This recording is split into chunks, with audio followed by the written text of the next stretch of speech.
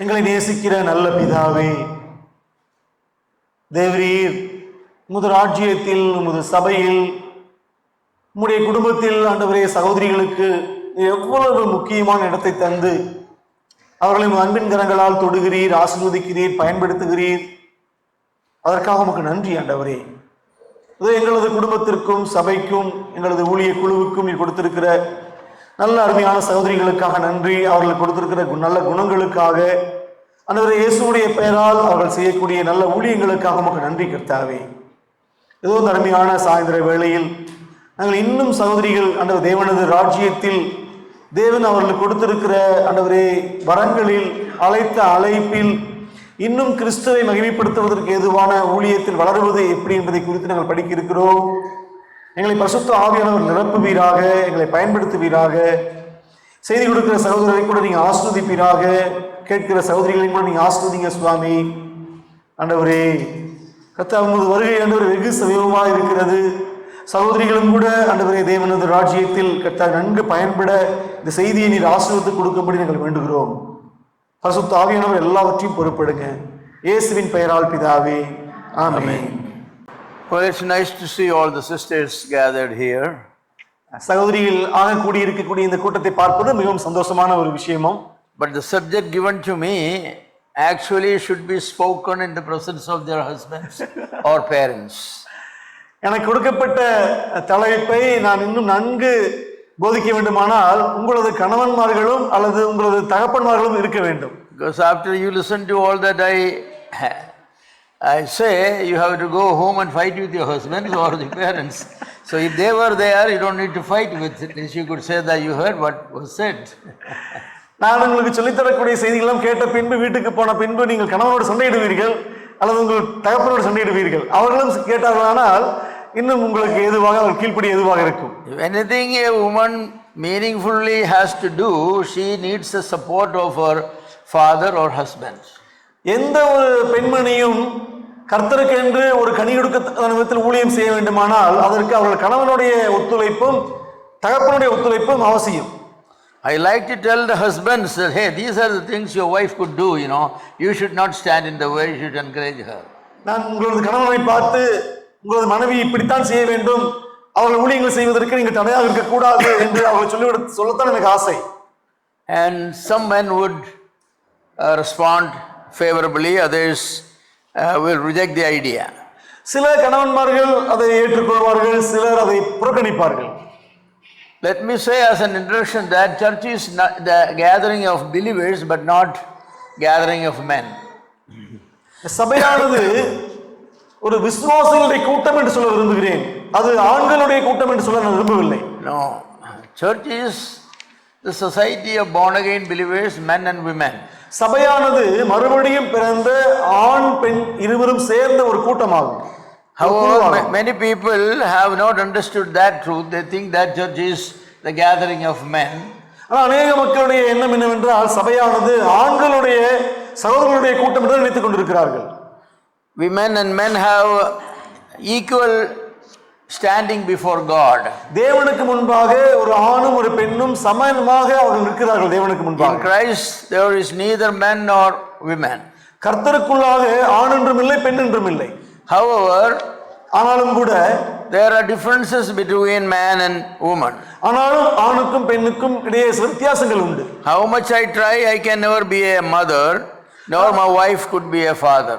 நான் எவ்வளவு முயற்சி எடுத்தாலும் நான் என் பிள்ளைகளுக்கு தகப்பனாக முடியாது, எனது மனைவியானது அப்பாவாக முடியாது என் பிள்ளைகளுக்கு. So everything related to the father, those responsibilities I have to fulfill. And everything related to mother, she has to fulfill. தகப்பனாக தேவன் எனக்கு பணித்திருக்கிற எல்லா பொறுப்புகளையும் நான் தான் செய்ய வேண்டும். அதுபோல தாயாக தேவன் பணித்திருக்கிற எல்லா பொறுப்புகளையும் என் மனைவியால் செய்ய வேண்டும். We never see a woman appointed as an elder in the New Testament. புதிய ஏற்பாட்டு சத்தியத்தில் எந்த ஒரு பெண்ணும் மூப்பனாக நியமிப்பது கிடையாது, நியமிக்கவில்லை. We never see a woman sent out as an apostle alone. பெண்ணை மட்டும் அப்போஸ்தலர்களாக மிஷனரிகளாக அனுப்புனதை எங்கேயும் காண முடியாது. நம்ம of course they have gone out as missionaries with their husbands. கணவனோடு கூட சேர்ந்து அவர்கள் மிஷனரியாக போனதை வாசிக்க முடியும், ஆனால் தனியாக பெண்ணானவள் மிஷனரியாக போய் பார்ப்பது கிடையாது. The woman is described in the Bible as the body and the man as the head. பெண்ணானவள் சரீரமாகவும் ஆணானவன் தலையாகவும் கூட வேதம் சொல்லப்பட்டிருக்கிறது. As the head, the man has the leadership and the authority. கணவன் தலையாக என்று சொல்லும் பொழுது அவனுக்குத்தான் அதிகாரம் உள்ள தலைமைத்துவ பண்போடு கூட இருக்கிறான். However, as the body, she is the activity woman. The desires of the men are carried out by the woman, not by man.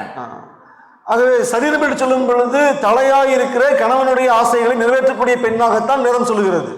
So only when the head and the body function together, a person will be healthy and properly functioning. தலையும் சரீரமும் ஆரோக்கியமாக முறைப்படி செயல்படும் பொழுதுதான் அந்த மனிதன் ஆரோக்கியமாக இருக்க முடியும், செயல்பட முடியும். In a human race, in the 100 meter or whatever, every runner will have a track assigned and you have to run in your track. அதாவது ஓட்டப்பந்த பந்தயத்தில் ஓடக்கூடிய ஒவ்வொருவனுக்கும் தனியாக ஒரு ஓட்ட பாதை நியமிக்கப்பட்டிருக்கும். அவன் அந்த பாதைக்குள் தான் ஓட வேண்டும். தவறி அடுத்த பாதைக்கு போனால் அவன் தோற்று விடுவான். Changing the track, you are disqualified even if you run well. நீங்கள் நன்றாக ஓடினாலும் கூட உங்களுக்கு என்று நியமிக்கப்பட்ட ஓட்டப்பாதையை விட்டு நீங்கள் தடம் பொருளுவீர்கள் என்றால் நீங்கள் தோற்றதாக அறிவிக்கப்படுவீர்கள். Love and care, they are the duties given to the man. அன்பும் பராமரிப்பும் ஆணுக்கு நியமிக்கப்பட்டிருக்கிறது. But submission and ministry given to women. கீழ்ப்படிதலும் ஊழியமும் பெண்ணுக்கு நியமிக்கப்பட்டிருக்கிறது. The reason why men are commanded to love their wives is because that is man's weak point. He has real difficulty in loving a person. ஏன் ஒரு ஆணுக்கு கணவனை நோக்கி பெண்ணை அன்பு செய்ய சொல்லப்படுகிறது என்றால் நிஜமாகவே ஆணுக்கு கணவனுக்கு மனைவியை அன்பு செய்வது மிகவும் கடினமான ஒரு விஷயம். But women are commanded to submit and obey because that's where they have real difficulty to submit and obey. அதேபோல் மனைவிக்கும் கணவனுக்கு கீழ்ப்படிந்து அடங்கு என்று சொல்வது மிகவும் கஷ்டமான விஷயம். எந்த பெண்ணும் கணவனுக்கு கீழ்ப்படி விரும்ப மாட்டாள். So wherever the weakness is there, it is given as a commandment. You love, you obey. எங்கெல்லாம் ஒரு கடமையை செய்வதில் அவர்களுக்கு பலவீனம் உண்டோ அங்கு கர்த்தர் என்ன செய்ய அதை கட்டளையாக கொடுக்கிறார். நீ மனைவியை அன்பு செய், நீ கணவனுக்கு கீழ்ப்படி. So men and women are different. ஆணும் பெண்ணும் வித்தியாசமானவர்கள். But they are both equally important. ஆனால் இருவருமே தேவனுக்கு முன்பாக சமமாக முக்கியத்துவம் வாய்ந்தவர்கள். Even in the church, that's true. If the church is all men, that's not a good church. If the church is all men, no women, that won't be a good church. சபை முழுவதும் ஆண்களால் நிறைந்திருக்குமானால் சபையால் நல்ல சபை அல்ல. The same way, if the church is all women, no man, that's not a good church. சபையில் பெண்கள் மட்டுமே இருக்கிறது என்றால் அதுவும் நல்ல சபை கிடையாது. Church is the society of men and women meeting together, each one carrying out their responsibilities and maintaining their position. சபையானது தேவன் அவர்களை எந்த இடத்தில் வைத்திருக்கிறாரோ அந்த இடத்தில் இருந்து ஆணும் பெண்ணுமாக சேர்ந்து கர்த்தருடைய ஊழியத்தை தேவன் பயணித்திருக்க கட்டளைகளை நிறைவேற்றுவதுதான் ஒரு அருமையான ஆரோக்கியமான சபையாகும். Behind every successful man there stands a successful woman. ஒவ்வொரு வெற்றியுள்ள ஆணுக்கு பின்பாகவும் வெற்றியுள்ள பெண்மணி இருப்பாள். Man's success is decided and determined by the wife, and wife's success is determined by the husband. ஒரு கணவனுடைய வெற்றியை தீர்மானிப்பது பெண் தான். அதேபோல பெண்ணுடைய வெற்றியை தீர்மானிப்பதும் கூட ஆண் தான். That's a universal principle accepted by any common sense people. எந்த விதமான ஒரு சாதாரண பொதுறிவு இருக்கிற எந்த மனிதனும் ஏற்றுக்கொள்ளக்கூடிய ஒரு உண்மைதான் அது. However, in India, for some reason, in many countries, the position and the ministry of the women is a neglected item. India மட்டுமல்ல உலகத்தில் எங்கும் பல நாடுகளில் சபையில் பெண்களுடைய பொறுப்பானது புறக்கணிக்கப்படக்கூடிய ஒரு நிலையில் காணப்படுகிறது. The Pentecostals and few other groups where women enjoy greater amount of freedom as far as speaking is concerned, their women are unbiblical, because they are not enjoying what the Bible asks them to do. Pentecost சபை போன்ற அந்த ஒரு அமைப்புகளில் அவர்கள் பெண்ணானவர்களுக்கு பேசக்கூடிய உரிமை அளிக்கப்படுகிறது. அவர்கள் அளவுக்கு அதிகமாக சுதந்திரத்தை அனுபவிக்கிறார்கள். வேதமானது எங்கு தடை செய்கிறதோ அங்கு அவர்கள் அதிகமாக பொறுப்புகளை எடுத்து செய்கிறார்கள். It is part of church doctrine what women can do, what women cannot do, how women should do it, how could they do it more meaningfully and profitably. They are all part of our doctrine of the church. சபையுடைய ஒரு உபதேசத்தின் பகுதியாக காணப்படுகிறது. பெண்ணானவள் எப்படி ஊழியம் செய்ய வேண்டும், எதை செய்யக்கூடாது, எப்படி செய்ய வேண்டும், எப்படி அவளை உற்சாகப்படுத்த வேண்டும் எல்லாம் சபையுடைய உபதேசத்துடைய ஒரு பகுதியாக காணப்படுகிறது. It's not the culture that decides what women could do. It's the word of God that decides. ஒரு சமுதாயத்தில் காணப்படக்கூடிய கலாச்சாரம் நாகரிகம் அல்ல. ஒரு பெண்ணானவள் சபையில் எப்படி இருக்க வேண்டும் என்பது தேவனுடைய வசனம் தான் அதற்கு அடிப்படையாக காணப்படுகிறது. In our church meetings, women come to the meetings, sit quietly there. When the meeting is over, they go home. Is that what God expects for women? நமது சபைகளில் பெண்ணானவள் வருகிறாள், அமைதியாக இருக்கிறாள், பின்பு சபை முடிந்து எழுந்து போய்விடுகிறாள். இதுதான் கர்த்தர் எதிர்பார்க்கக்கூடிய விஷயமா? That's not what God expects for women. அது ஒரு பெண்ணிடத்தில் தேவன் எதிர்பார்க்கக்கூடிய காரியம் அல்ல. A lot of things the Bible allows women to do. சபையில் பெண்கள் ஏராளமாய் காரியங்கள் செய்வதற்கு அனுமதிக்கிறது வேதவசனம். The limitations are only in the common church meeting as far as authority and spoken ministry is concerned. There is no limitation in other areas. சபையின் அதிகாரத்துவம் அதுபோல பேசும் ஊழியம் இதில்தான் வேதமானது பெண்களுக்கு ஒரு ஒரு வரைமுறை வைத்திருக்கிறதை ஒழிய இன்னும் மற்ற இடங்களிலெல்லாம் தாராளமாக ஊழியங்களை செய்யலாம் அதிகமாக. But you know that the church meeting is only what 1/10 of a person's time. You know, one day Sunday for 2 hours or 3 hours you come together. That's all the church meeting. In most places the other days some may have a prayer meeting or something, but otherwise it's independent. So what you could do during those time is very important. அதாவது சபை ஞாயிற்றுக்கிழமைகளில் காலை கூட்டம் என்பது ஆராதனை கூட்டம் என்பது மிகவும் அந்த வாரத்துக்குரிய கூட்டங்களிலேயே 10 ஒரு பகுதி தான். ஆனால் மீதமுள்ள பகுதிகளில் எல்லாம் எவ்வளவோ பெண்கள் செய்யலாம் தேவனுக்காக. So I have 19 items to share with you what you could do. நீங்கள் என்ன செய்யக்கூடும் சபையில் தேவனுக்காக என்பதை குறித்து 19 சத்தியங்கள் இடத்தில் உண்டு. There are more, but I limited that. இன்னும் நிறைய இருக்கிறது, அதை சுருக்கி இருக்கிறேன். But if I take an evaluation, you know, probably 4 or 5 items you do maximum. நான் சொல்லக்கூடிய விஷயங்களில் நீங்கள் 4 அல்லது 5 ஊழியத்தை செய்வீர்கள், செய்து கொண்டிருப்பீர்கள். The very few women who are engaged or who are fruitfully carrying out all 19 areas. 19 ஊழியங்களையும் செய்யக்கூடிய பொறுப்புகளை நிறைவேற்றக்கூடிய பெண்கள் மிகவும் அரிதாகவே இருப்பீர்கள். Of course, all 19 cannot be carried out by any person because some items can be done only by married women. அந்த 19 விஷயங்களையும் எல்லா பெண்களும் செய்ய முடியாது. அதில் சில விஷயங்கள் திருமணமான பெண்கள் மட்டுமே செய்ய முடியும். Let me say this outright. This is very important. The position of a woman is primarily the home. நான் மிகவும் தெளிவாக வெளிப்படையாக சொல்கிறேன். பெண்கள் தேவனை பொறுத்தவரை பெண்களுடைய ஒரு நிலை அந்தஸ்து என்பது பிரதானமாக வீட்டை சுற்றித்தான் அமைகிறது. That's the problem. வீடு, குடும்பம்.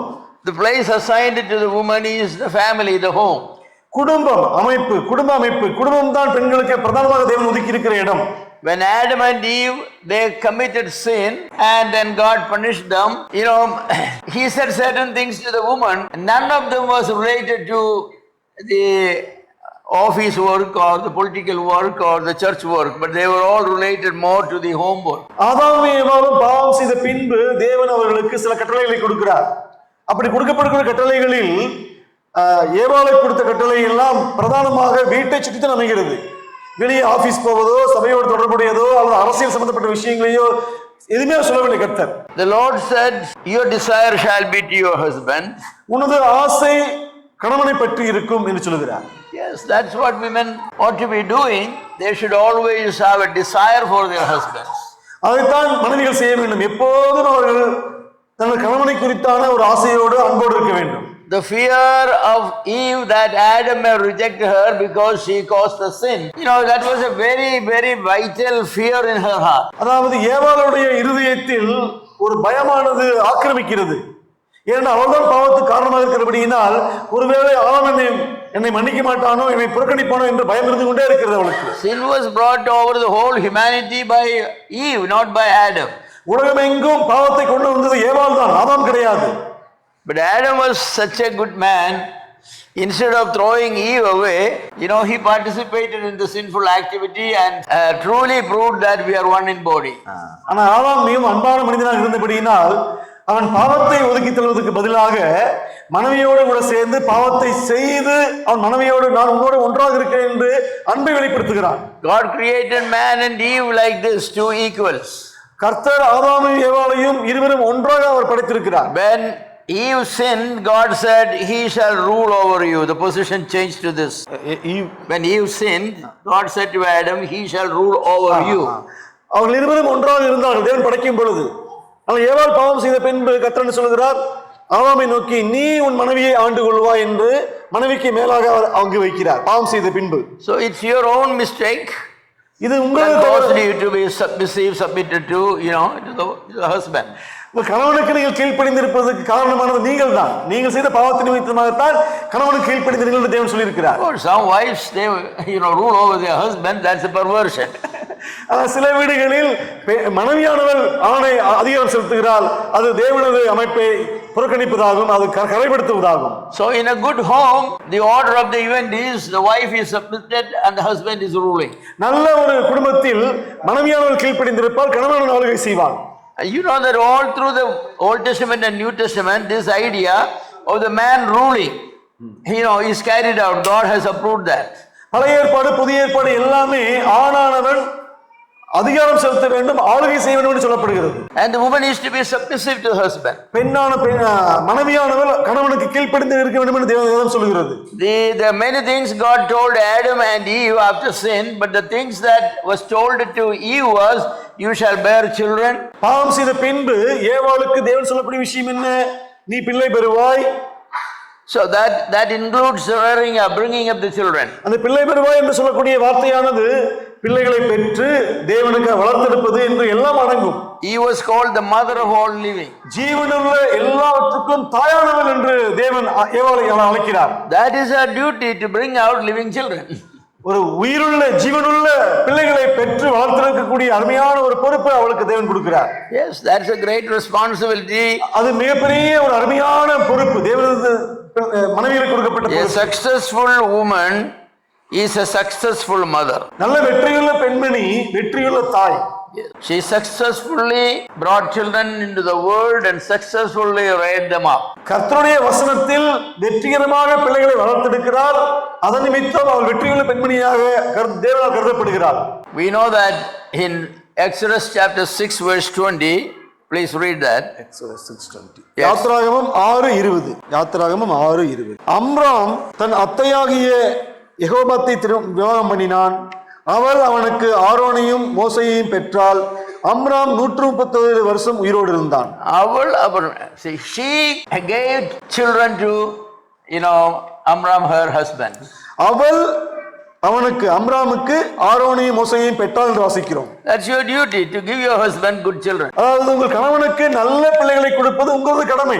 Nowadays women do not want to be mothers. இன்றைய காலங்களில் பெண்களுக்கு அம்மாவாக வாழ்வது விருப்பம் கிடையாது.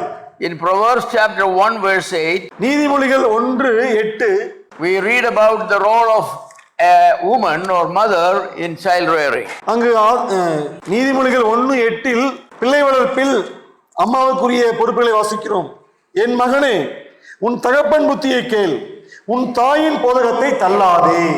The mother is given the law of the mother. That's what in அம்மையோட உபதேசம். How is it in Tamil? Yeah, same. தாயின் போதகம்.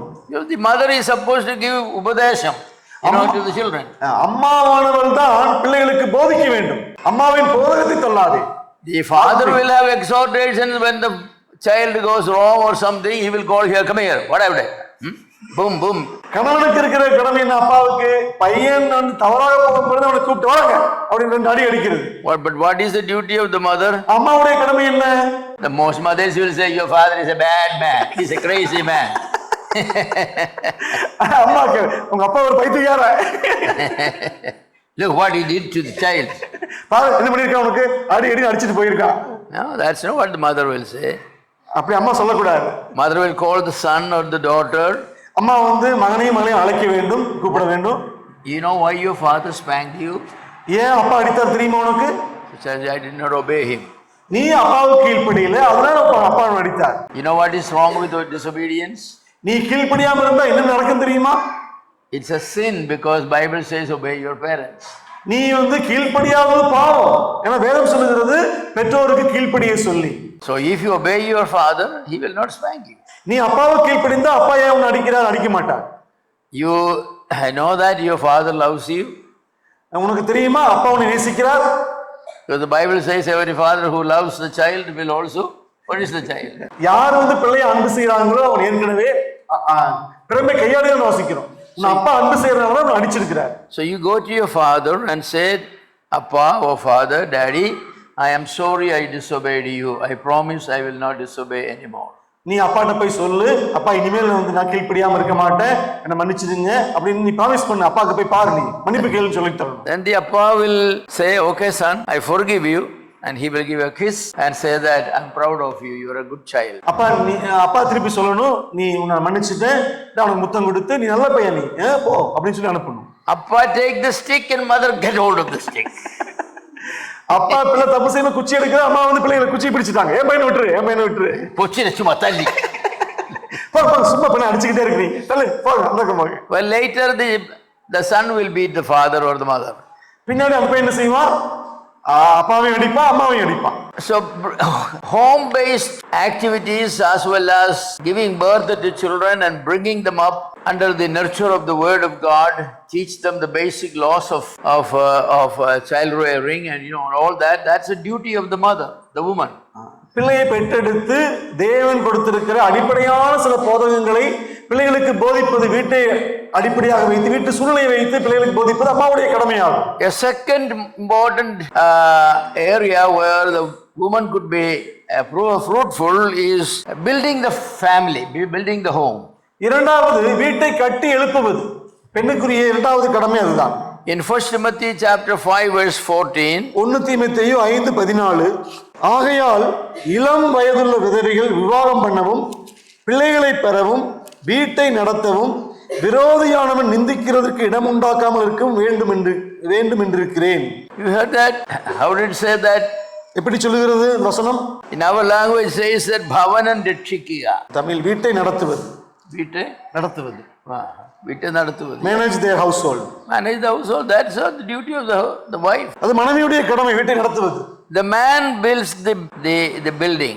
ஒரு கணவனானவன் அந்த building கட்டுகிறான். Which become a house or home only when the wife takes charge of it. அவன் குடும்பத்தை ஆரம்பிக்கத்தான் முடியும், வீட்டை கட்டத்தான் முடியும். ஆனால் அந்த வீட்டை ஒரு குடும்பமாக ஓட்டக்கூடிய பொறுப்பு மனைவியானவள் பொறுப்பெடுக்கும் பொழுதுதான் நடக்கும். We say in our language, புருஷன்மார் வீடு பணியும், ஸ்திரீகள் அது பவனமாக்குவார். தமிழ்ல கணவனானவன் வீட்டை கட்டுவான், பெண்ணானவள் அதை குடும்பமாக மாற்றுவார். So we can only build big buildings.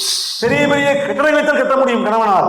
But it is a woman, the wife, who transform that into a home. ஆனால் அந்த வீட்டை எல்லாம் அழகான குடும்பமாக மாற்றுவது மனைவியுடைய வேலை. But in the Proverbs we read the bad women, what do? They destroy the home. ஆனால் நீதிமொழி என்ன வாசிக்கிறோம்? புத்தி இல்லாத மனைவி வீட்டை இடிக்கிறாள்.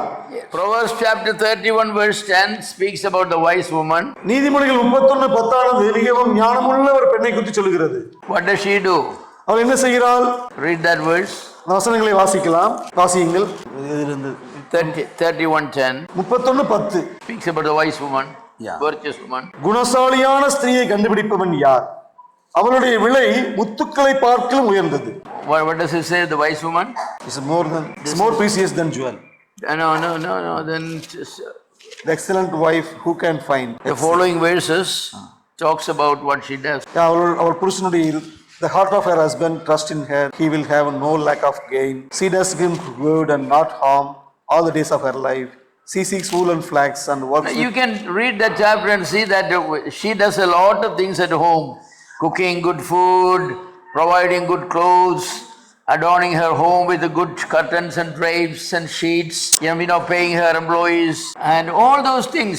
அந்த அதிகாரத்தை வாசிப்பீர்களானால் அந்த அதிகாரத்தில் பெண்ணானவள் எவ்வளவு செய்கிறாள். வீட்டுக்கு சமைக்கிறாள், நல்ல உணவளிக்கிறாள், வேலை செய்கிறாள், குடும்பத்தை கவனிக்கிறாள், வீட்டில் இருக்கிற வேலைக்காரர்களுக்கெல்லாம் அவள் சம்பளம் கொடுக்கிறாள், வீட்டை அலங்கரிக்கிறாள். See, all those things the virtuous woman does. இவை எல்லாமே ஞானமுள்ள அந்த பெண்மணி செய்யக்கூடியதாக வாசிக்கிறோம். குணசாலி உள்ள ஸ்திரீ செய்வதாக வாசிக்கிறோம்.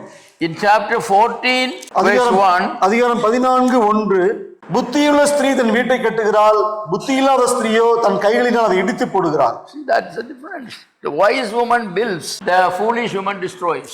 புத்தியுள்ள பெண்மணி கட்டுகிறாள், புத்தியில்லாத பெண்மணி இடிக்கிறாள். So that's what you women supposed to do, build your home. நீங்கள் உங்கள் வீட்டை கட்டி எழுப்ப வேண்டும், குடும்பத்தை கட்டி எழுப்ப வேண்டும். அதுதான் பெண்கள் செய்ய வேண்டியது. The husband will build the buildings, but you make it the home.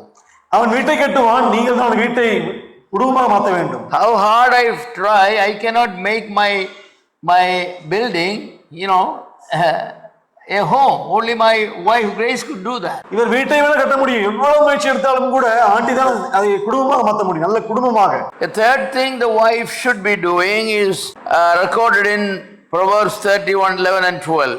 மூன்றாவது பெண்கள் செய்ய வேண்டியது 31, 11 and 12. 11, 12. அவள் புருஷனுடைய இருதயம் அவளை நம்பும், அவன் சம்பத்து குறையாது, அவன் உயிரோடு இருக்கிற நாளெல்லாம் அவனுக்கு தீமையில நன்மையே செய்கிறாள். Yes, she does good things to her husband all his life. கணவனுடைய வாழ்நாள் முழுவதும் மனைவியானவள் கணவனுக்கு நன்மையே செய்வாள். Yes, she is always thinking how to do some good thing for my husband. எனது கணவனுக்கு நல்ல விஷயங்களை எப்படி செய்வது என்பதை குறித்து யோசித்துக் கொண்டிருப்பார். You can do a lot of good things to your husband. உங்கள் கணவனுக்கு நீங்கள் நிறைய காரியங்கள் செய்ய முடியும். Yes, but as many women, they do evil to their husbands. அநேக பெண்மணிகள் கணவனுக்கு தீமையே செய்கிறார்கள். How many husbands get beaten because the ill behavior of their wife? மனைவியுடைய மோசமான நடத்தை நிமித்தம் கணவன்கள் எத்தனை அடி வாங்குகிறார்கள் தெரியுமா? She starts fighting with the neighbors. அவள் பக்கத்து வீட்டுக்காரன் சண்டை போடுகிறாள், அதன் நிமித்தம் புருஷனுக்கு அடி கிடைக்கிறது. Finally, who gets the beating? கடைசியில் யார் அடிப்பாங்க? பக்கத்து வீட்டுக்காரங்க. Yeah, it's a husband. ஹஸ்பண்டுக்கு தான் அடி விழுகும். That's not good things. அது நல்ல விஷயம் அல்ல.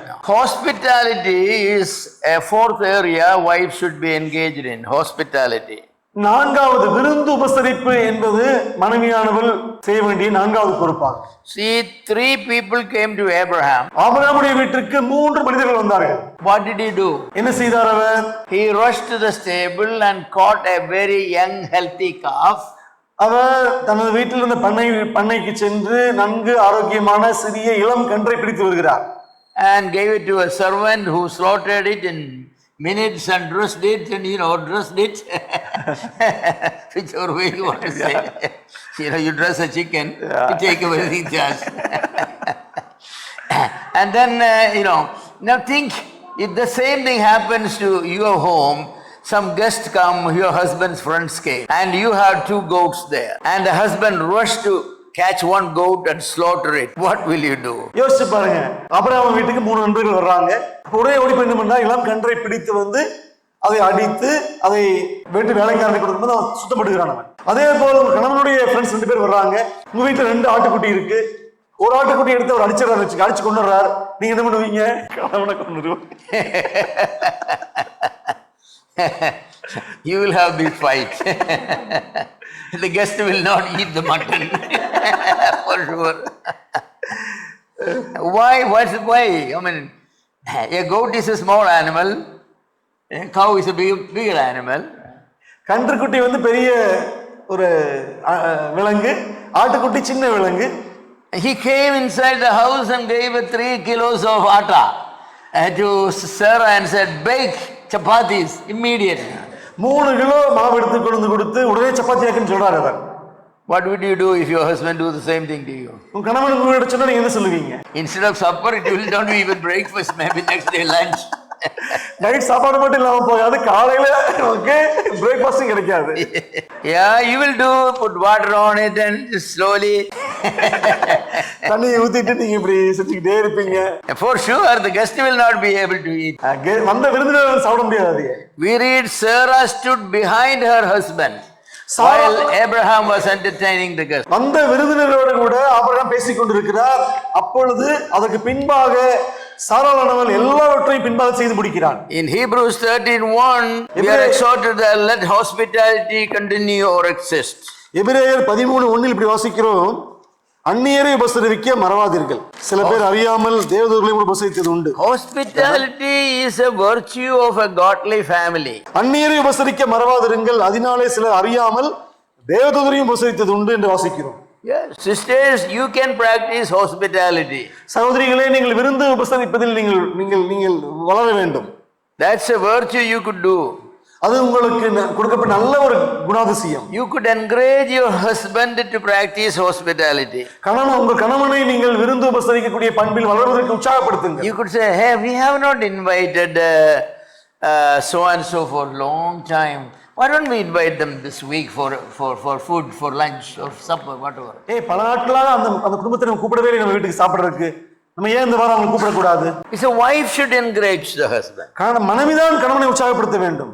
Yeah, we'll make some chicken biryani or something, mutton biryani. Why don't you go and get 5 kilos of mutton? நம்ம சிக்கன் பிரியாணி செய்யலாம், இல்லை மட்டன் பிரியாணி செய்யலாம். போய் 5 கிலோ மட்டன் வாங்கிட்டு வாங்க, நீங்க 5 kilo mutton. That's because you also want to eat something, right? வீட்டுல கணவன் நிறைய பெண்கள் நிறைய சாப்பிடணும்ல. Yeah, so you should practice hospitality. நீங்கள் விருந்து உபசரிப்பதில் நீங்கள் வளர வேண்டும், அதை செயல்படுத்த வேண்டும். We read in 1 Timothy 1 தீமோத்தேயு chapter 5 verse 16.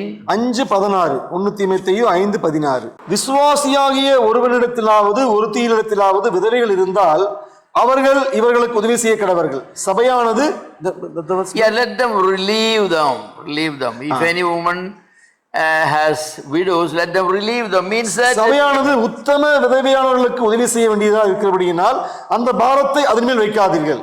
Yes, the women supposed to be relieving the burden of many in the church. அது பெண்களானவர்கள் சபையுடைய பாரத்தை பெண்கள் குறைக்க வேண்டும். Somebody in the hospital, wife is admitted in the hospital. சபையில் சில பேர் ஹாஸ்பிடல்ல admit ஆயிருக்கலாம். There's nobody to stay with her. அந்த சகோதரியோடு கூட ஹாஸ்பிடல் போய் தங்குவதற்கு ஒருவரும் இல்லாமல் இருக்கலாம். She has 2 or 3 young children who go to school. அவளுக்கு பள்ளிக்கு போகக்கூடிய 3-4 குழந்தைகள் இருக்கலாம். Who will provide food for them in the morning?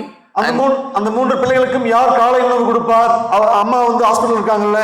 And send them to the school. அவங்களுக்கு ஸ்கூலுக்கு அனுப்ப வேண்டும். Take care of the mother. அவங்களோட அம்மாவை கவனிக்க வேண்டும். That's all part of hospitality. இவை எல்லாமே விருந்து உபசரிப்புடைய ஒரு பகுதியாக இருக்கிறது. Oh, you know, very few women do, very few women. மிகவும் குறைந்த அளவு பெண்களே செய்வார்கள். Yes, we need to learn, we need to train our young our daughters when they are young to show hospitality. நமது வீட்டில் இருக்கிற நமது மகள்களை அவர்கள் சிறு வயதாக இருக்கும் போதே அவளை அதற்காக நம்ம பயிற்சிக்க வேண்டும். You know, we read about women teaching their children in Proverbs. நாம் நீதிமொழிகளில் தாயானவள் பிள்ளைகளுக்கு போதகம் செய்ய வேண்டும் என்பதை வாசித்தோம் நாம். Well, that ministry of teaching the children could be extended to Sunday school teaching. அந்த பிள்ளைகளுக்கு போதிக்க வேண்டும் என்ற அந்த ஒரு கடமையானது ஞாயிற்றுக்கிழமைகளில் சபைகளில் பிள்ளைகளுக்கு போதிக்கக்கூடிய அளவுக்கு வளரலாம். Women should be Sunday school teachers at least for all children until the boys reach teenage. அதாவது சபையில் இருக்கக்கூடிய ஆண் பிள்ளைகள் அவங்க டீனேஜ் 13 வருஷத்தை தொடும் வரைக்கும் குறைஞ்சபட்சம் 12 வயசு வரைக்குமாவது சபையில் இருக்கிற எல்லா குழந்தைகளுக்கும் பெண்கள் தான் டீச்சராக இருக்க வேண்டும், சண்டே கிளாஸ் டீச்சராக இருக்க வேண்டும். But to be a Sunday school teacher, you need to be trained to be a teacher. நீங்கள் சண்டே கிளாஸ் டீச்சராக மாற வேண்டுமானால் நீங்கள் நன்கு பயிற்சி எடுக்க வேண்டும். Just like the government requires a B.Ed degree or associate by the teachers training TTC degree to teach in school, the Sunday school teacher should be trained to teach children. ஸ்கூலில் அவர்கள் ஆரம்பப்பள்ளி தொடக்கப்பள்ளி எல்லாம் டீச்சர்கள் போடும் பொழுது டீச்சர்களுக்கு ஒரு தகுதி இருக்கிறது, பிஎட் படிக்க வேண்டும், டிடிசி படிக்க வேண்டும் என்று. அதுபோல சண்டே கிளாஸுக்கும் கூட பிள்ளைகளுக்கு போதிக்க வேண்டும் என்றால் சகோதரிகள் கூட பயிற்சி எடுக்க வேண்டும் அவர்கள். The summer months the church should arrange Sunday school teachers training classes for 1 week at least. மே மாதம் குறைந்தபட்சம் ஒரு வாரமாவது சண்டே கிளாஸ் எப்படி பயிற்சிக்க வேண்டும் என்பதற்காக சகோதரிகளுக்கு என்று சபையானது ஒரு பயிற்சி வகுப்பை ஆரம்பிக்க வேண்டும். The church should provide them good syllabus and textbook. சபையானது அந்த சகோதரிகளுக்கு நல்ல ஒரு சிலபஸ் கரிக்குலம் கொடுக்க வேண்டும், புத்தகங்களை கொடுக்க வேண்டும். At least 2 or 3 exams must be conducted. 2-3 பரீட்சைகள் நடத்த வேண்டும். And the teachers should visit their children's home at least once a month. மாதத்துக்கு ஒரு முறையாவது சண்டே கிளாஸ் டீச்சர்கள் அவங்களுடைய பிள்ளைகளுடைய வீட்டுக்கு செல்ல வேண்டும். Sunday school teachers should take the Sunday school children out for a picnic. Sunday class teacher ஆனவர் தன்னுடைய பிள்ளைகளை வெளியே டூருக்கு கூட்டிட்டு போக வேண்டும். Teaching the children is a big ministry. பிள்ளைகளை போதிப்பது என்பது நல்ல ஒரு பெரிய ஊழியம். To accomplish all those things, the husband's help should be there. That's why I said the husband should be here to hear this. இவையெல்லாம் செய்வதற்கு கணவனுடைய உதவி வேண்டும். அதனால சொன்னேன் நான் கணவர்களும் கூட இருக்க வேண்டும் என்று. And these days, most churches don't have a Sunday school ministry. இந்த சமயம் இது போன்ற இன்றைய காலங்களில் அநேக சபைகளுக்கு சண்டே கிளாஸ் மினிஸ்ட்ரி கிடையாது. Oh, somebody will come and share a story or something. That's what Sunday school is all about. யாராவது வருவாங்க, ரெண்டு கதை சொல்லுவாங்க, போயிடுவாங்க. அதுதான் இந்த Sunday class ministry. It should be like any other school teaching. Proper trained teachers teach systematic syllabus of the 10 years. Sunday school class means the entire Bible and doctrines must be covered for the child. ஒரு ஸ்கூலில் தொடக்கப்பள்ளி ஆரம்ப பள்ளியில் எப்படி புத்தகங்கள் இருக்கிறதோ அவங்களுக்கு syllabus இருக்குது, அதுபோல சண்டே கிளாஸ்ல கூட குறைந்தது 10 வருடமானது ஒரு சிலபஸ் ஆனது இருக்க வேண்டும். எல்லா வேத பாட சத்தியங்களும் கூட அவர்களுக்கு போதிக்க வேண்டும் பிள்ளைகளுக்கு. In Titus chapter 2, தீத்து அதிகாரம் 2, there Paul describes another important area of duty that women could do. சகோதரியானவர்கள் செய்யக்கூடிய இன்னொரு அழகான கடமையை குறித்து சொல்கிறார். Chapter 2 verse 4 and 5. 2, 4, 5. தேவவசனம் தூசிக்கப்படாதபடிக்கு பாலிய ஸ்திரீகள் தங்கள் புருஷரிடத்திலும் தங்கள் பிள்ளைகளிடத்திலும் அன்புள்ளவர்களும் தெளிந்த புத்தியுள்ளவர்களும் கற்புள்ளவர்களும் வீட்டில் தரித்திருக்கிறவர்களும் நல்லவர்களும் தங்கள் புருஷருக்கு கீழ்ப்படிகளாய் இருக்கும்படி அவர்களை படிப்பிக்கத்தக்க நற்காரியங்களை போதிக்கிறவர்களாய் இருக்கவும் முதிர் வயதுள்ள ஸ்திரீகளுக்கு புத்தி சொல்லு. Yes. Older women in the homes have a great responsibility or duty to train the young women who are yet to be married, younger wives or been already married or ready to get married. Those women should be taught and trained how to be good wives, good husbands, good wives and good mothers. சபையில் இருக்கக்கூடிய மூத்த சகோதரிகள் திருமண வயது இருக்கிற சகோதரிகளுக்கோ அல்லது திருமணம் முடித்த சகோதரிகளுக்கோ நல்ல மனைவியாகவும் நல்ல தாயாகவும் இருக்கும்படி அவர்கள் போதிக்க வேண்டும். Now who is this older women or senior women? இந்த முதிர்ந்த வயதுள்ள ஸ்திரீகள் சொல்கிறார்கள், அவர்கள் யார்? Women who have successfully raised their children and have seen them married and settled well according to the word of God.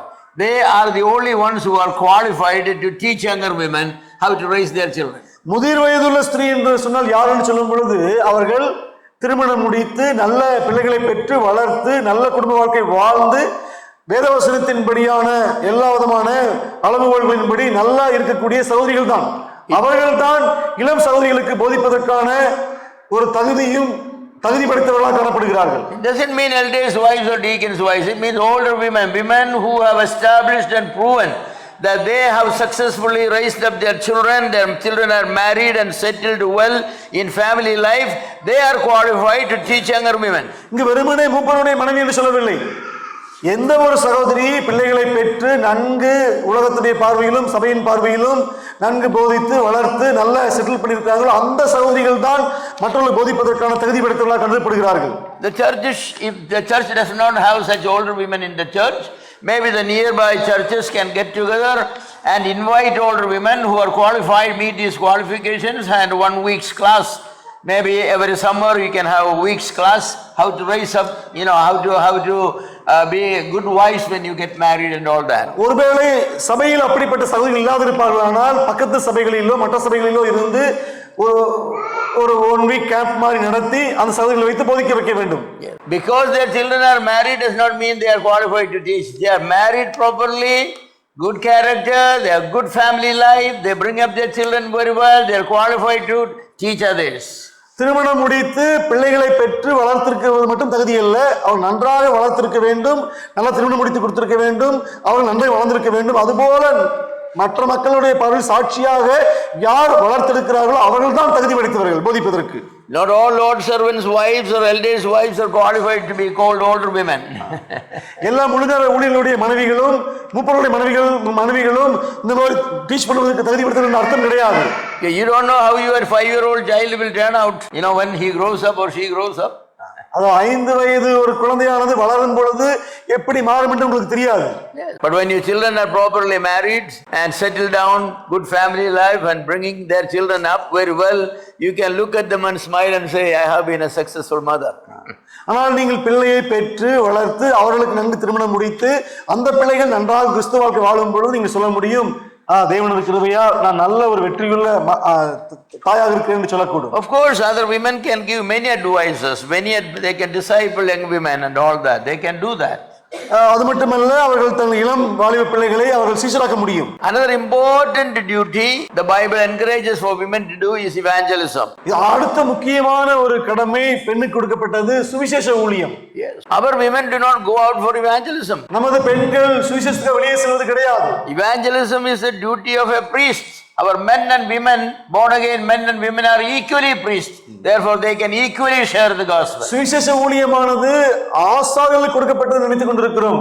புதிய ஏற்பாட்டின்படி பார்க்கும்பொழுது ஆண் பெண் இரண்டு பேருமே தேவனது பார்வையில் ஆசாரியர்கள், ராஜரீக ஆசாரியர்கள். What do we read in Philippians chapter 4 verse 3? பிலிப்பியர் 4:3 என்ன வாசிக்கிறோம்? பிலிப்பியர் 4:3. அன்றியும் என் உத்தம கூட்டாளியே, அவர்களுக்கு உதவியாயிருக்கும்படி உன்னையும் வேண்டிக் கொள்கிறேன். அவர்கள் கிளமெந்தோடும் மற்ற என் உடன் வேலையாட்களோடும் கூட சுவிசேஷ விஷயத்தில் என்னோடு கூட மிகவும் பிரயாசப்பட்டார்கள். அவர்களுடைய நாமங்கள் ஜீவ புஸ்தகத்தில் இருக்கிறது. Who are these women? யார் இந்த பெண்கள்?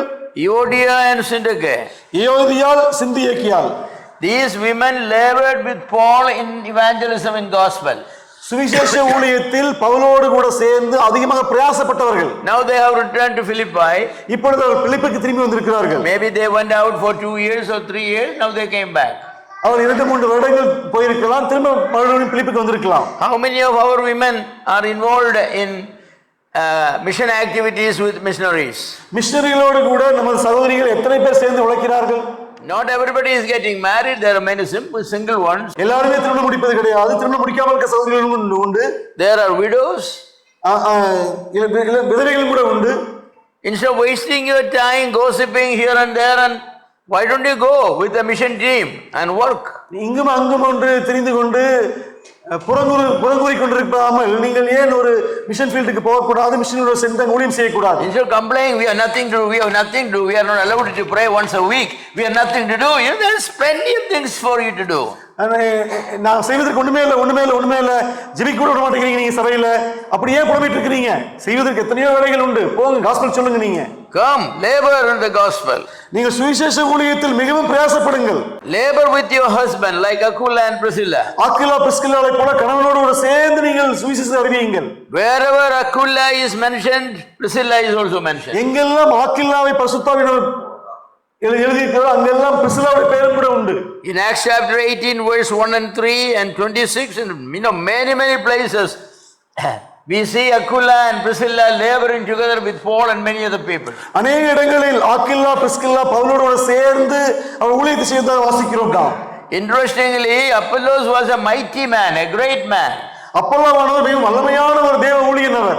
When he went to the synagogue where Aquila and Priscilla went to worship, Apollos preached there, and they were very much impressed, but they understood that this man needs further training in the word of God.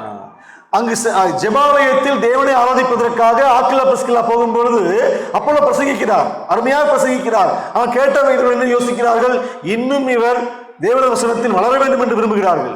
Immediately after the synagogue meeting was over, I believe Priscilla approached Aquila and said, why don't we invite him to our home?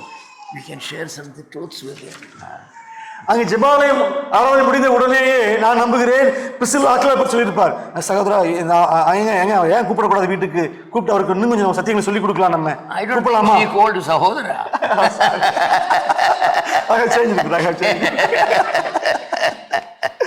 சகோதரன் கூப்பிட்டுருக்க மாட்டார். Pastor honey நம்ம கூப்பிடலாமா? You call twice honey, then she will say money. Well, the point is the wife must have taken the initiative because she has to entertain, prepare the room for him, cook 3 times meal for him, and all those duties. ஏன் பெண்ணானவர் மனைவியானவள் இதில் முதலாவது step எடுக்க வேண்டும் என்று சொல்கிறேன் என்றால், அவள் தான் சமைக்க வேண்டும், வருகிற மக்கள் வரும்பொழுது வீட்டை சுத்தப்படுத்த வேண்டும், படுப்பதற்கு எல்லாவற்றையும் இவள் ஒழுங்கு செய்ய வேண்டும். இவள் தான் வேலை அதிகம், அதை இவள் தான் முதலாவது செய்ய வேண்டும். In Acts chapter 18, அப்போஸ்தலர் அதிகாரம் 18, it says there, they have clearly shown to Apollos, they explained the meaning of scriptures that he didn't know. அப்போஸ்தலர் அதிகாரம் 18 26 வாசிக்கிறோம். ஆக்கில்லாவும் பிரிஸ்கில்லாவும் அவன் பேசுகிறதை கேட்டு அவனை சேர்த்து கொண்டு தேவனுடைய மார்க்கத்தை அதிக திட்டமாய் அவனுக்கு விவரித்து காண்பித்தார்கள். Both of them mentioned together, Aquila and Priscilla received them, and they have shown very clearly the meaning. Husband and wife together could disciple somebody. ஆக்கில்லாவும் பிரிஸ்கில்லாவும் என்று வாசிக்கிறோம். இருவரும் சேர்ந்து, கணவன் மனைவி சேர்ந்து இரண்டு பேரும் என்ன செய்ய முடியும்? சீஷராக்க முடியும். Is your wife and you wives, are you involved in disciple making? சகோதரிகளே, மனைவிமார்களே, நீங்கள் சீஷத்துவ ஊழியத்தில் பங்கெடுத்திருக்கிறீர்களா? சீஷராக்குகிறீர்களா? You and your husband, do you invite people, young believers, into your home and show them the word of God clearly? நீங்களும் உங்கள் கணவனும் சேர்ந்து இளம் வாலிப பிள்ளைகளை நீங்கள் வீட்டுக்கு அழைத்து சத்தியங்களை போதிக்கிறீர்களா? சொல்லிக் கொடுத்திருக்கிறீர்களா? Great work. And Apollos became an Apollos because there was an Aquila and a Priscilla. Apollo மாறுவதற்கு பின்பாக ஆக்கில்லாம் பிரிஸ்கில்லாம் இருக்கிறார்கள். You know that Aquila and Priscilla, Apostle Paul stayed with them. ஆக்கில்லாவையும் பிரிஸ்கில்லாவையும் கேள்விப்பட்டிருப்பீர்கள். பவுல் அவர்களோடு சேர்ந்து தங்குகிறார்கள். And Paul is never alone, at least as the 10 fellow workers. So they all stayed in Aquila Priscilla's home. She cooked, she washed their clothes. I'm sure that she entertained them and everything. Pavul என்பவர் தனியாக இருக்க மாட்டார். அவரோடு 10 பேர் எப்போதும் இருப்பார்கள். ஆகவே பவுலையும் 10 பேரையும் வீட்டில் தங்க வைத்து அவர்களுக்கு உணவளித்து கொடுத்து அவர்கள் துணியெல்லாம் துவைத்து போட்டு அவர்களை அப்படி போஷிக்கிறார். அவர் There's great reward in heaven for your labors. நிஜமாகவே நீங்கள் தேவனுக்காக இப்படி கடினமாக உழைக்கும் பொழுது பரலோகத்தில் உங்களுக்கு அதிகமான ரிவார்டு உண்டு, பலன் உண்டு. See, Luke and Paul, they have taken special attention to mention the names of these women in many parts of the New Testament. புதிய ஏற்பாட்டில் லூக்காவும் பவுலும் எழுதும் பொழுது பெண்களுடைய பெயர்களை எவ்வளவு அதிகமாக எழுதுகிறார்கள். ஏனென்றால் அவர்களது ஊழியங்களில் அவர்கள் அதிகமான பங்கு வகித்திருக்கிறார்கள். That's a great job, great ministry. உண்மையாகவே அது மிகப்பெரிய ஊழியம், மிகப்பெரிய வேலை. Another thing women could do is intercessory prayers. அடுத்தது பெண்களானவர் பரிந்து பேசக்கூடிய ஜெபம். In Luke chapter 2 verse 36 to 38, Luca 2:38 36 to 38, 36-38 வரை. லூக்கா 2:36-38 வரை. ஆசேருடைய கோத்திரத்தாலும் பானுவேலின் குமாரத்தியுமாகிய அன்னாள் என்னும் ஒரு தீர்க்கதரிசி இருந்தாள். அவள் கன்னி பிராயத்தில் விவாகமானது முதல் 7 வருஷம் புருஷனுடைய வாழ்ந்தவளும் அதிக வயது சென்றவளுமாய் இருந்தாள். ஏறக்குறைய 84 வயதில் அந்த விதவை தேவாலயத்தை விட்டு நீங்காமல் இரவும் பகலும் உபவாசித்து ஜெபம் பண்ணி ஆராதனை செய்து கொண்டிருந்தாள். What was she doing? She was a widow for many years. அதிகமான வருடங்கள் விதவியாக இருக்கிறாள். Only 7 years family life. The rest of her whole life was spending in the temple. She was staying in the temple, sleeping there and praying and fasting and praying. 7 வருடம் மட்டுமே கணவனோடு வாழ்ந்தவள்.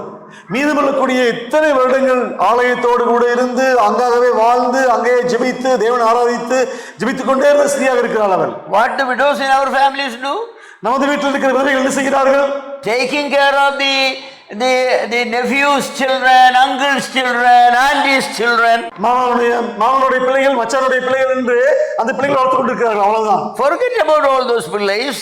அந்த பிள்ளைகளை மறந்து விடுங்கள். நீங்கள் devote your time in prayer. உங்களது நேரங்களை எல்லாம் தேவனுடைய சமூகத்தில் அமர்ந்து ஜெபிப்பதற்கு ஒதுக்குங்கள். So many believers in the church, so many missionaries, so many full-time workers, so many evangelists and so many needy people. Spend your life and time for prayer. God will honor you. இந்த சபையில் ஏகப்பட்ட ஊழியர்கள் உண்டு, முழுநேர ஊழியர்கள் உண்டு, மிஷனரிகள் உண்டு, அநேக தேவனுடைய பிள்ளைகள் உண்டு. அவர்களுக்காக நீங்கள் ஜெபித்துக் கொண்டே இருக்கலாம். ஜெபிப்பதற்கு நிறைய காரியங்கள் உண்டு. In 1 Timothy chapter 5 verse 5, 1 தீமோத்தேயு 5:5 talking about widows, older women. இங்கு விதவைகளை பற்றி வாசிக்கிறோம். உத்தம விதவியாய் இருந்து தனிமையாய் இருக்கிறவள் தேவனிடத்தில் நம்பிக்கையுள்ளவளாய் இரவும் பகலும் வேண்டுதல்களிலும் ஜெபங்களிலும் நிலைத்திருப்பாள். இரவும் பகலும், day and night devoted to prayer. That's what a widow should be doing. இரவும் பகலும், அதுதான் விதவைகள் செய்ய வேண்டும். இரவும் பகலும் தேவனை நோக்கி ஜெபிக்க வேண்டும், வேண்டுதல் செய்ய வேண்டும். You don't need to wait for your husband to die to do that. You can do it even when he is living. கணவன் சாகிற வரைக்கும் வெயிட் பண்ணிட்டு இருக்காதீங்க. கணவன் உயிரோடு இருக்கும் போதே நீங்க இப்படி ஜெபிங்க. If my husband died, I could have prayed something. என் புருஷன் செத்துட்டானா அப்புறம் ஜெபிக்கிற நேரம் கிடைக்கல, ஜெபிப்பேன். Now I tell you that if you are not doing it now, when your husband dies, you will forget about it. உங்க புருஷன் உயிரோடு இருக்கும் போது நீங்க ஜெபிக்கலன்னா உங்க செத்தனா ஜெபிக்கவே மாட்டீங்க நீங்க. So spend your time in intercessory prayer. உங்களது நேரங்களை பரிந்துரை மன்றாட்டு ஜெபங்களில் நேரம் ஒதுக்குங்கள். Another important area where women could be spending time is doing good works. அடுத்த ஒரு ஏரியா பெண்கள் செய்யக்கூடியது நற்கிரியைகள், நல்ல வேலைகள். We are created for good works. Ephesians 2:10 says we are created for good works. எபேசியர் 2:10 வாசிக்கிறோம், நாம் நற்கிரியைகளை செய்வதற்காக தேவனால் உண்டாக்கப்பட்டிருக்கிறோம் என்று வாசிக்கிறோம். What does the Bible say about women? வேதமானது பெண்களை குறித்து என்ன சொல்கிறது? Women should be known for good works, decorate adorn their lives with good works. பெண்களானவள் நற்கிரியைகளால் தங்களை அலங்கரிக்க வேண்டும் என்று சொல்கிறது. Every good husband will set apart an amount, give to his wife and say, dear, look, this amount is for good works. You use it for good works. நல்ல ஒரு எந்த கணவனும் கூட மனைவியை பார்த்து, அன்பே, இதோ இந்த பணம் வைத்துக்கொள், இது நற்கிரியைகளை செய்வதற்காக, ஏழை எளிய மக்களுக்கு உதவி செய்வதற்காக அதை பயன்படுத்திக் கொள்ள கொடுப்பான். The poor comes in your home. In the church may be needy people. There may be children without proper clothes. School time, they don't have money to buy. You use this money to help the poor, the needy, for good works. வீட்டுக்கு யாராவது பிச்சை எடுக்கவோ ஏழையோ வந்தால் அவர்களுக்கு இது use பண்ண பயனுங்கள். சபையில் தேவையான மக்கள் இருப்பாங்க, அவர்களுக்கு கொடுங்கள். சில பிள்ளைகளுக்கு பள்ளியில் படிப்பதற்கு போதுமான ட்ரெஸ் எல்லாம் இருக்காது, வாங்குவதற்கு பயன்படுத்திக் கொள் என்று கொடுப்பான். Here the husband will start fight if he knows that you have bought some clothes for somebody. Say, where you get money? Where you got the money? You stole money from me? No, this and that, there will be a fight. ஆனால் எங்களுக்கு புருஷன் அப்படியா இருக்கிறான்? மனைவி ஏதாவது ஏழை மக்களுக்கு ஏதாவது ட்ரெஸ் கொடுத்துட்டா, ட்ரெஸ் வாங்கிட்டியா நீ, உனக்கு எப்படி பணம் கிடைச்சது, எங்கிட்ட திருடுனியா நீ பர்ஸ்ல இருந்து, சண்டை போடுவான். But don't steal money to do good works. Anyway, that bad works. நற்கிரியைகளை செய்வதற்காக புருஷனிடத்தில் பணத்தை திருடாதிருங்கள். Yes, but God wants us to do good works. ஆனால் தேவன் ஒவ்வொரு பெண்மணியும் நல்ல காரியங்களை செய்வதற்கு பயன்படுத்த வேண்டும், செய்ய வேண்டும் என்று விரும்புகிறார். Yes, in Luke chapter 8 verse 3, Luca 8:3, we read about a few women there who ministered to the needs of our Lord Jesus Christ and his disciples. இங்கு இயேசு கிறிஸ்துவுக்கும் அவர் சீஷருக்கும் உள்ள சில தேவைகளை அவர் சந்திக்கிறதாக வாசிக்கிறோம் நாம். 8:3, ஏரோதின் காரியக்காரனாகிய கூசாவின் மனைவியாகிய யோவன்னாலும் சூசன்னாலும் தங்கள் ஆஸ்திகளால் அவருக்கு ஊழியம் செய்து கொண்டு வந்த மற்ற அநேக ஸ்திரீகளும் அவருடனே இருந்தார்கள். See, that's all women who are ministering to the needs of the Lord. இயேசு கிறிஸ்துவுடைய தேவையை பெண்கள் சந்தித்தார்கள்.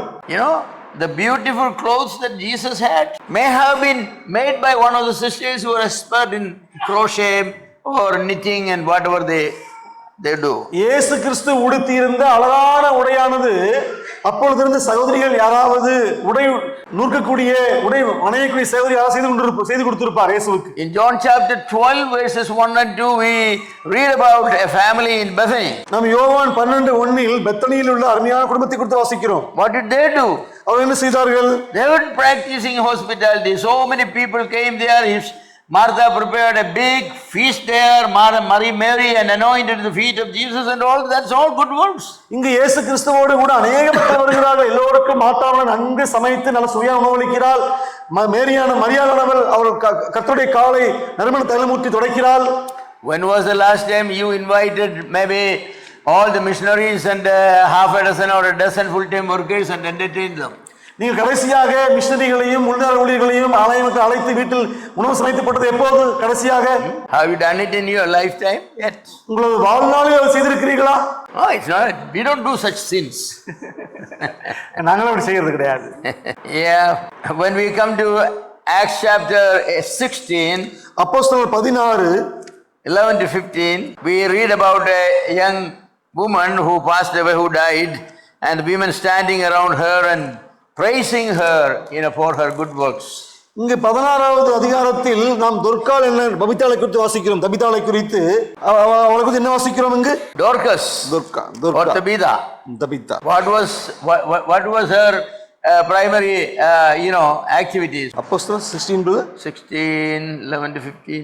No, what was that? The chapter may be wrong. 14, okay. No, not about Lydia, about Tabitha, Dorcas. அப்போஸ்தலர் 9:36. Okay. யோப்பா பட்டணத்தில் கிரேக்கு பாஷையிலே துர்காள் என்னும் அர்த்தம் கொள்ளும் தபித்தாள் என்னும் பேருடைய ஒரு சீஷி இருந்தாள். அவள் நற்கிரியைகளையும் தர்மங்களையும் மிகுதியாய் செய்து கொண்டு வந்தாள். அந்த நாட்களில் அவள் வியாதிப்பட்டு மரணமடைந்தாள். அவளை குளிப்பாட்டி மேல் வீட்டிலே கிடத்தி வைத்தார்கள். யோப்பா பட்டணம் லித்தா ஊருக்கு சமீபமாக இருந்தபடியினாலே பேதுரு அவ்விடத்தில் இருக்கிறான் என்று சீசர்கள் கேள்விப்பட்டு தாமதம் இல்லாமல் தங்களுக்கு வர வேண்டும் என்று சொல்லும்படி 2 மனிதரை அவனிடத்தில் அனுப்பினார்கள். பேதுரு எழுந்து அவளோடு கூட போனான். அவன் போய் சேர்ந்த பொழுது அவர்கள் அவனை மேல் வீட்டுக்கு அழைத்துக் கொண்டு போனார்கள். அப்பொழுது விதவைகள் எல்லாரும் அழுது தொர்க்கால் தங்களுடனே கூட இருக்கையில் செய்திருந்த அங்கிகளையும் வஸ்திரங்களையும் காண்பித்து அவனை சூழ்ந்து நின்றார்கள். She had made so much clothes for people when she was living. அவள் உயிரோடு இருந்த போது அதிகமான ஆடைகளை அவள் தைத்திருந்தாள். Plenty of all those widows who are carrying their coats or house dress or nighties or whatever, maybe they said, this is what Dorcas made for me, this is what Dorcas made for me. But Dorcas was a woman who was spending, buy clothes and stitching and giving it freely to people. What are you doing? If you die today, what people will be talking about you? அந்த மாதிரி மரித்த பின்பு சுற்றி இருந்த அநேக விதவைகளும் ஏழைகளும் வந்து செய்து கொண்டு நைட்டியோ அல்லது பெரிய பெரிய கவுனோ பெரிய பெரிய சேலையோ அதை வைத்துக் கொண்டு அது கொண்டு இதெல்லாம் அவங்க தான் கொடுத்தாங்கன்னு. Will your neighbors and women standing around your dead body and crying and showing all these clothes that you have made?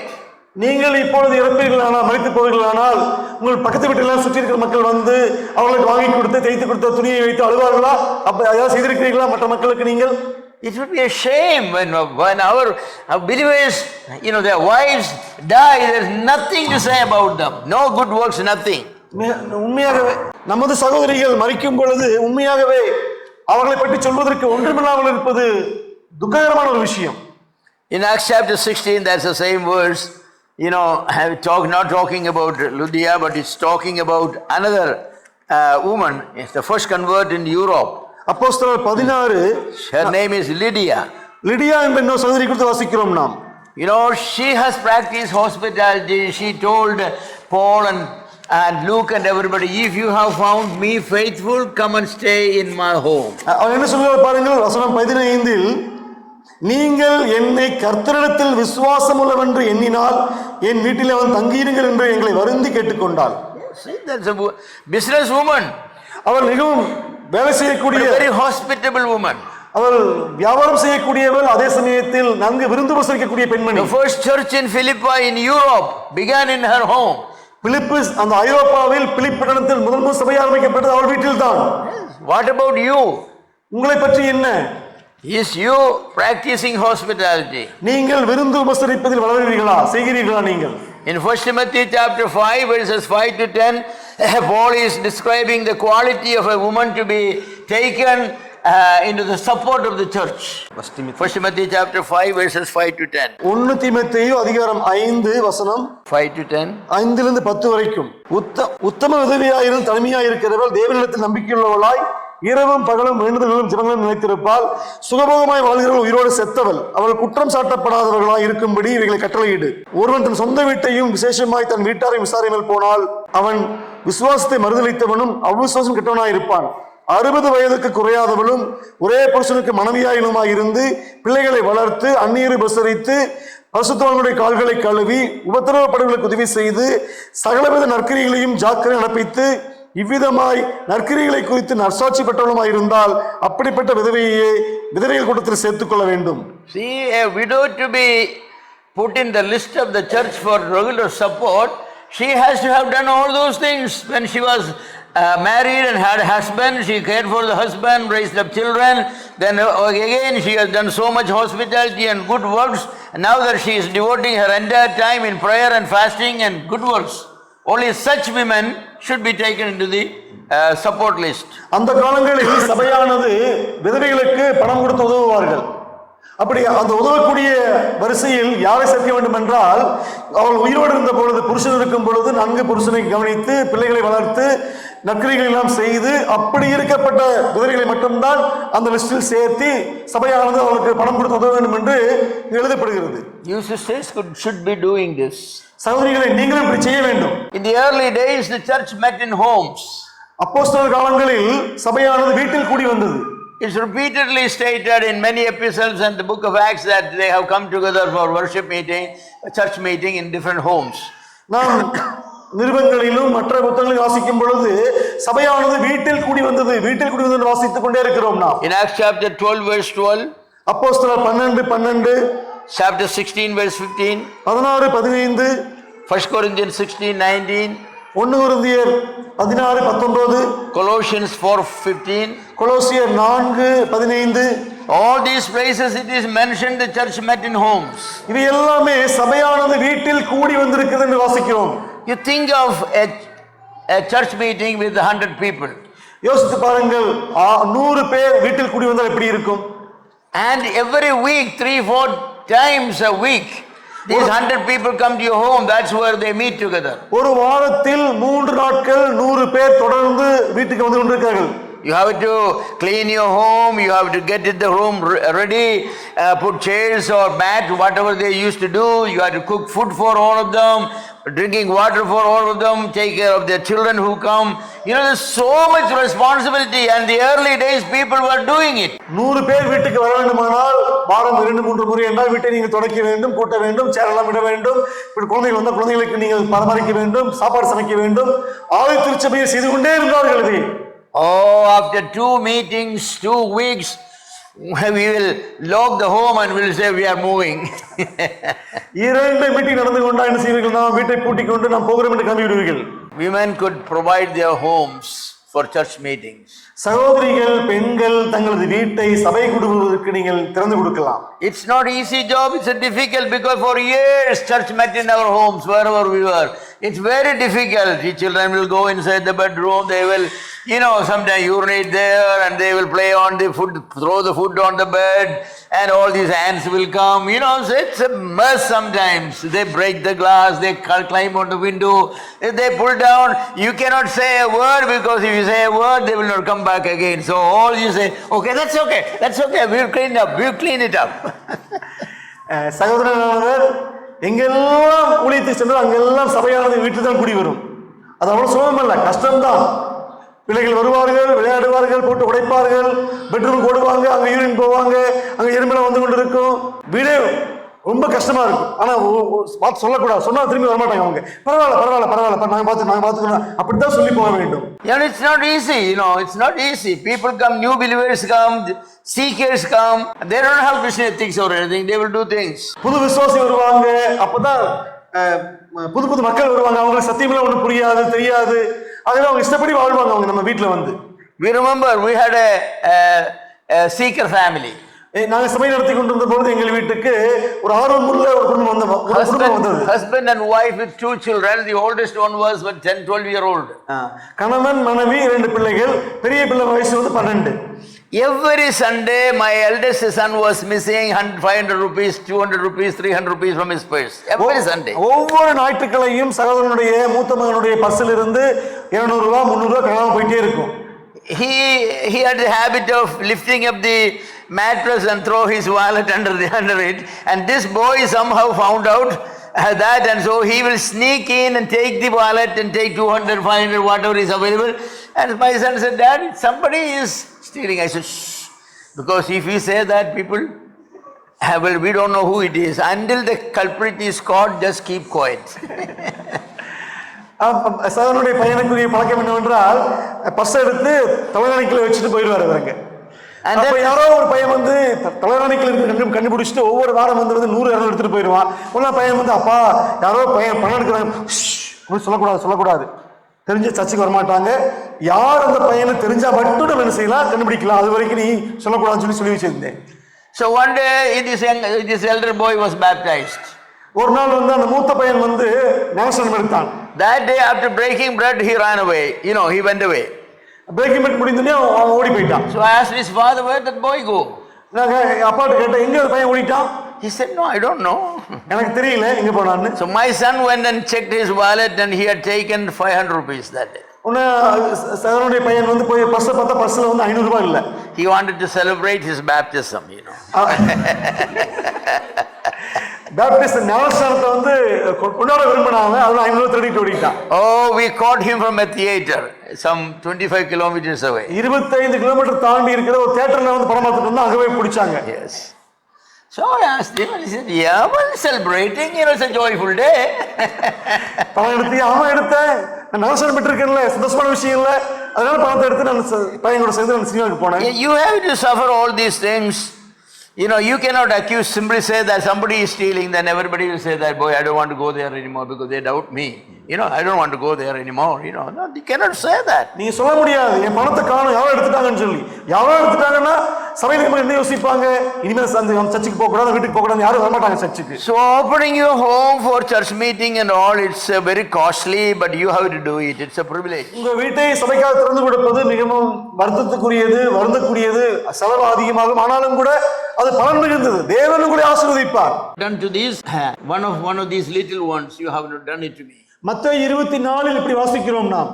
கர்த்தரானவர் நியாய தீர்ப்பினால் இருக்கும் பொழுது, இடதுபுறம் வலதுபுறம் மக்கள் இருக்கும் பொழுது, நான் பசியாக இருந்தேன், நீங்கள் எனக்கு உணவு அளித்தீர்கள் என்று சொல்கிறார். நீங்கள் எப்பொழுது இருந்தீர்கள் இருக்கும் பொழுது, இந்த உலகத்தில் யார் பசியோடு இருக்கிறார்களோ, ஆடை இல்லாமல் இருக்கிறார்களோ, சிறையில் இருக்கிறார்களோ, அவர்கள் செய்ததெல்லாம் எனக்கு செய்தீர்கள் என்று அவர்களை ஆசீர்வதித்து அவர்களை பொறுப்பெடுக்கிறார். What time we supposed to stop? Yeah, it's time. Okay. Okay, there are few more remaining, no problem. You have enough to do. இன்னும் சில நேரம் உண்டு, ஆனாலும் கூட நீங்கள் செய்வதற்கு நிறைய காரியங்கள் உண்டு. You practice these things that I shared with you, God will bless you. நான் சொன்னதை நீங்கள் நிச்சயமாக நடைமுறைப்படுத்தினால் தேவன் நிச்சயமாக உங்களை ஆசீர்வதிப்பார். Don't complain, I have nothing to do in the church. சபையில் நான் செய்வதற்கு ஒன்றுமே இல்லை என்று நீங்கள் முறுமுறுக்காதீர்கள். Oh, I am a woman, in our church women have nothing to do. ஐயோ, நான் பெண்ணாக இருக்கிறேன், சபையில் எனக்கு பொறுப்பே இல்லை என்று நீங்கள் புலம்பாதீர்கள். Who said you have nothing to do? யார் சொன்னா நீங்க செய்வதற்கு ஒன்றுமே இல்லை என்று? You have all these things to do and more. நிறைய செய்வதற்கு நிறைய உண்டு, இன்னும் நிறைய உண்டு. நீங்க செய்வதற்கு problem is that you don't have things to do, you don't want to do. That's the problem. அதாவது நீங்கள் செய்வதற்கு நிறைய விஷயம் இல்லை என்பது பிரச்சனை இல்லை, நீங்க செய்ய விருப்பம் இல்லை உங்களுக்கு, அதான் பிரச்சனை. Either you are so lazy you don't want to do, or you are so selfish you don't want to spend anything for others. ஒருவேளை நீங்கள் சோம்பேறியாக இருக்கலாம், செய்வதற்கு உடம்பு விளையாமல் இருக்கலாம், அல்லது நீங்கள் பணம் செலவழிப்பதற்கு மனதில்லாமல் இருக்கலாம், நீங்கள் ஏழை எளிய மக்களுக்கு உதவுவதற்கு உங்களுக்கு மனசில்லாமல் இருக்கலாம். Maybe you are not saved, that's also possible. அல்லது நீங்கள் ரட்சிக்கப்படாத பெண்ணாக கூட இருக்கக்கூடும், அதுக்கும் சாத்தியம் உண்டு. Or you are not discipled properly. அல்லது நீங்கள் சரியான விதத்தில் நீங்கள் சீசராக்காமல் இருந்திருக்கக்கூடும் நீங்கள். Or you married a wrong man, he doesn't want you to do these things. அல்லது நீங்கள் தவறான ஒரு ஆளை திருமணம் முடித்திருக்கலாம், உங்கள் கணவனானவன் நீங்கள் செய்வதற்கு விருப்பமில்லாமல் இருக்கலாம். Sisters, don't deprive yourself of great blessings in heaven and even on earth. சகோதரிகளே, பரலோகத்திலும் பூமியிலும் தேவன் உங்களுக்கு வைத்திருக்கிற மிகப்பெரிய பரிசுத்தங்களை இழந்து போகாதீர்கள். நீங்கள் You have a great job to do. நீங்கள் செய்வதற்கு மிகப்பெரிய வேலைகள் உண்டு. The world is tasteless and meaningless without good women in it. இந்த உலகமானது நல்ல அன்பான பெண்மணிகள் இல்லாதிருக்குமானால் அதில் ஒரு சுவையும் இல்லை, இருட்டாக இருக்கக்கூடிய உலகமாகும் அது. The church is a dry, tasteless and meaningless unless there are godly women who are practicing these things. சபையில் நல்ல பக்தியுள்ள பெண்மணிகள் இல்லாதிருப்பார்களானால், இது போன்ற காரியங்களை செய்யக்கூடிய பெண்கள் இல்லை என்றால் சபையானது உலர்ந்து போய் அது செத்த சபையாக காணப்படும். You need to go home, discuss with your husband. நீங்கள் வீட்டுக்கு போங்கள், உங்கள் புருஷனோடு இதை குறித்து நீங்கள் விவாதியுங்கள். And see how he reacts. அவர் எப்படி இதை குறித்து யோசிக்கிறார் என்று பாருங்கள். Maybe next camp will be very thin. அடுத்த கேம்ப் வந்து இத்தனை பெண்கள் உள்ளவர் இல்லாமல் இருப்பீர்கள். Don't go, they are teaching the wrong thing. போகாத அங்க போனா அவர் 80% உங்களுக்கு சொல்லி கொடுத்து கெடுத்துருவாரு நீ போகாதங்க. That's possible. அதுவும் கூட காரணமா இருக்கலாம். God wants godly women occupied completely to serve the Lord and Lord's people and His church. தேவனுக்கும் தேவனது பிள்ளைகளுக்கும் தேவனது சபைக்கும் ஊழியம் செய்யக்கூடிய அநேக பெண்மணிகள் தேவனுக்கு வேண்டும். God bless you, sisters. கர்த்தர் உங்களை ஆசீர்வதிப்பாக சகோதரிகளே. You know, I'm sure you have many questions and I will be happy to answer them, but we don't have time. நான் நம்புகிறேன் உங்களுக்கு நிறைய கேள்விகள் இருக்கும், நானும் கூட பதிலளிக்க விரும்புகிறேன், ஆனால் நமக்கு நேரம் இல்லை. I hope in your church you will have a discussion on how to put these things into practice. சபையில் நீங்கள் இருக்கிற சபையில் இதை குறித்து விவாதியுங்கள். கற்றுக்கொண்டதை நாம் எப்படி சபையில் நான் செய்ய முடியும் என்று நீங்கள் அதை குறித்து விவாதியுங்கள். Yes, after discussion you should suggest some practical ways to do these things. விவாதித்த பின்பு நீங்கள் சபையில் சகோதரிகளாக செய்வதற்கு என்னெல்லாம் உண்டு என்று நீங்கள் சொல்லி நீங்கள் செய்யுங்கள் சபையில். That's the only way you can successfully practice these things. அதுதான் நீங்கள் சபையில் ஊழியம் செய்வதற்கு ஒரு வெற்றிகரமான வழிமுறையாகும். God bless you. கர்த்தர் உங்களை ஆசீர்வதிப்பாராக. We'll be praying for you. நான் உங்களுக்காக ஜெபிக்கிறேன். Amen. ஆமென்.